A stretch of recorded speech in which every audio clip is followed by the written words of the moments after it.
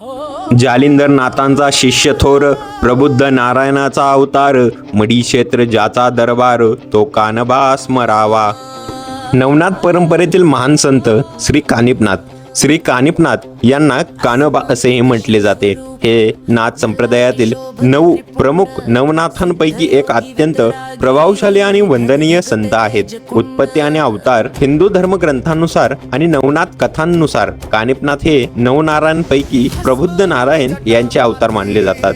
नावामागची आख्यायिका पौराणिक कथानुसार त्यांची उत्पत्ती एका हत्तीच्या गज म्हणजे कानातून झाली, त्यामुळे त्यांना कानिफनाथ असे नाव पडले. गुरु शिष्य परंपरा. गुरु कानिफनाथांचे गुरु श्री जालिंदरनाथ हे होते. जालिंदरनाथांच्या मार्गदर्शनाखाली त्यांनी नाथ संप्रदायाची दीक्षा घेतली आणि योग विद्या तसेच सिद्धी प्राप्त केली. त्यांनी आपल्या आयुष्यात नाथ संप्रदायाचा मोठा प्रचार केला आणि अनेक चमत्कार करून भक्तांचे दुःख दूर केले. समाधी स्थळ. श्री कानिफनाथांचे मुख्य मंदिर आणि त्यांची संजीवनी समाधी महाराष्ट्रातील अहिल्यानगर जिल्ह्यातील पाथर्डी तालुक्यातील मडी या गावात आहे. हे ठिकाण नाथ संप्रदायाचे एक अत्यंत महत्त्वाचे तीर्थक्षेत्र मानले जाते. मडी येथे दरवर्षी होळी म्हणजे फाल्गुन पौर्णिमा आणि गुढीपाडवाच्या आसपास मोठी यात्रा भरते. फाल्गुन वद्य पंचमीला म्हणजेच रंगपंचमीच्या दिवशी या यात्रेला सुरुवात होते आणि गुढीपाडव्याला मुख्य उत्सव असतो. या यात्रेसाठी संपूर्ण महाराष्ट्रातून आणि परराज्यातून लाखो भाविक येतात. हिंदू मुस्लिम ऐक्याचे प्रतीक श्री कानिफनाथ हिंदूच नव्हे तर मुस्लिम समाजाचेही श्रद्धास्थान आहे. हिंदू भाविक त्यांना कानिफनाथ किंवा कानोबा म्हणून पूजतात, तर मुस्लिम बांधव त्यांना